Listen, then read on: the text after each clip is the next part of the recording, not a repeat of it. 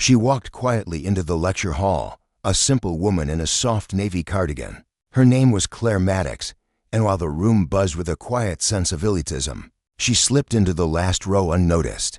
When the distinguished professor later forced her into solving an impossible equation, the snickers and raised eyebrows made it clear they were expecting a spectacle, an embarrassing one. What they were about to witness, however, would become one of the most unforgettable moments in the history of this university. The lecture hall at Lone Star University in Austin hummed with nervous energy.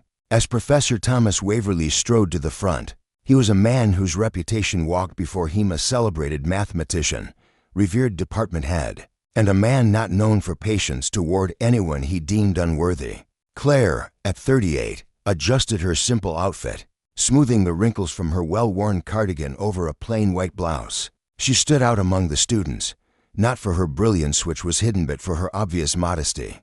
Professor Waverly's booming voice commanded the room into silence as he announced the day's symposium topic. Today we will tackle the Riemann hypothesis and its potential ramifications in the realm of quantum computing. His neatly trimmed silver beard and impeccable navy suit lent him an air of indisputable authority. His steely gaze swept across the room, lingering for a moment on Claire. His lips tightened almost imperceptibly, same dismissive look she had grown accustomed to seeing. Throughout her life, Claire had been here before, figuratively and literally. It wasn't the first time she'd felt eyes weighing and judging her. She remembered all too well how, 3 years earlier, she had been turned away from a janitorial job application at this very institution, told politely that the university preferred more experienced custodial staff. It was just another closed door in a lifetime of them. As doctoral candidates began presenting their dissertations, Claire took precise,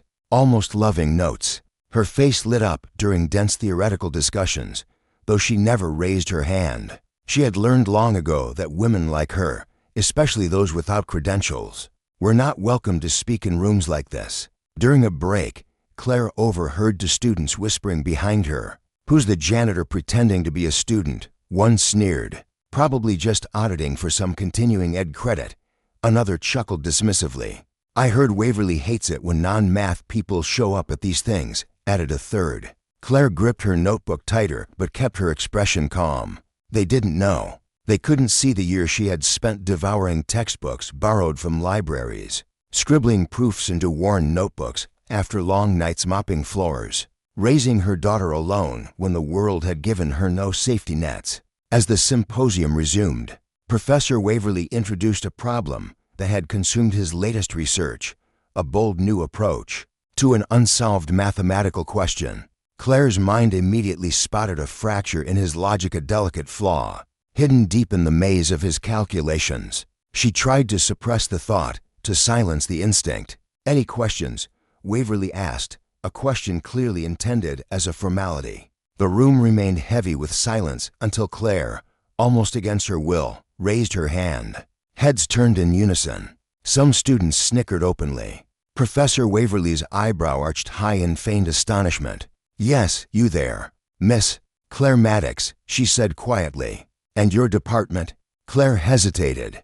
"Facilities services," she answered truthfully. The room broke into a low ripple of laughter and whispers. Waverly's expression turned almost gleeful. "And you believe you have a question about advanced mathematical theory?" "I just noticed," Claire began hesitantly in step 4. "The transformation you use it might introduce inconsistencies when applied to boundary conditions." Silence fell again, heavier this time. Students exchanged looks, some incredulous, others pitying.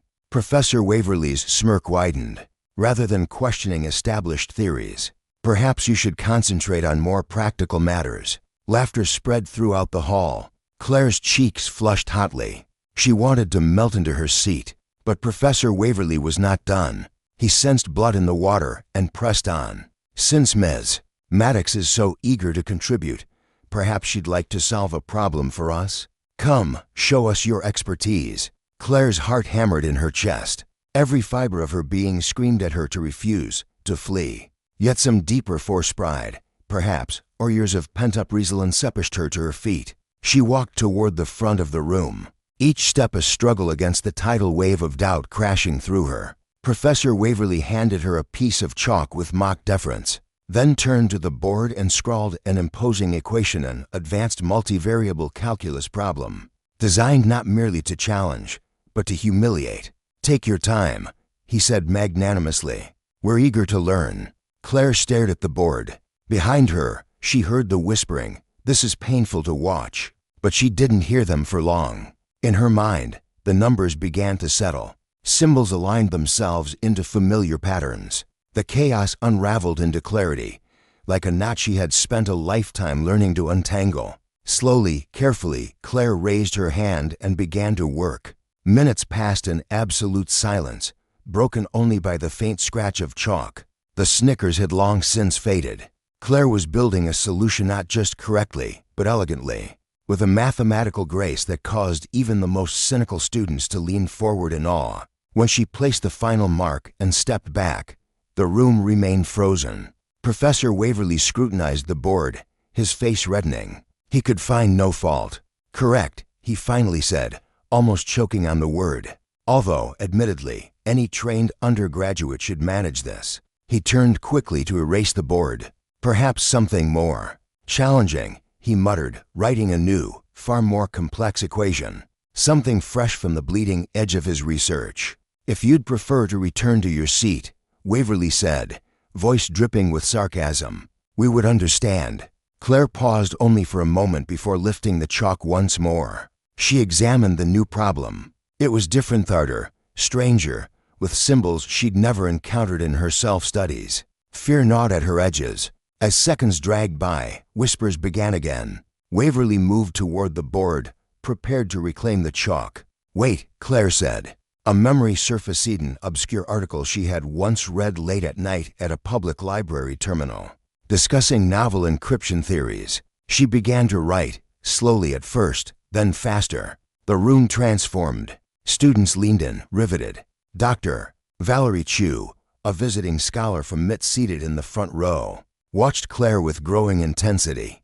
Claire's mind transcended fear. She navigated the abstract landscape before her with a mathematician's instincts, uncovering hidden efficiencies, simplifying where others would have stumbled. When she applied an unexpected transformation, audible gasps broke out among the professors. Professor Waverly's face blanched. He stepped closer to the board, inspecting her work with growing disbelief. "This approach, it's not standard," he said sharply. Claire didn't even hear him. She was too immersed in the purity of the math. When she finally stepped back, the board shone with an elegance that seemed almost miraculous. "Doctor," Chu stood up, unable to contain herself.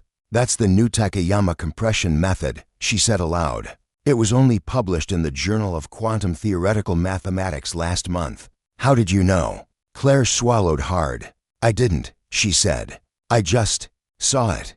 A heavy silence followed. Then, Professor Waverly, his voice hoarse, asked, "Where did you study?" Claire straightened. "I didn't," she said. "I'm self-taught. I work in the custodial department." The room erupted not with laughter, but with murmurs of stunned admiration. Cameras flashed as students discreetly took pictures of the board. "Doctor," Chu approached Claire directly. "You have notebooks, don't you?" she asked. Claire nodded slowly. "Just some things I work out at night." Waverly, his professional mask slipping, leaned in. "What kind of things?"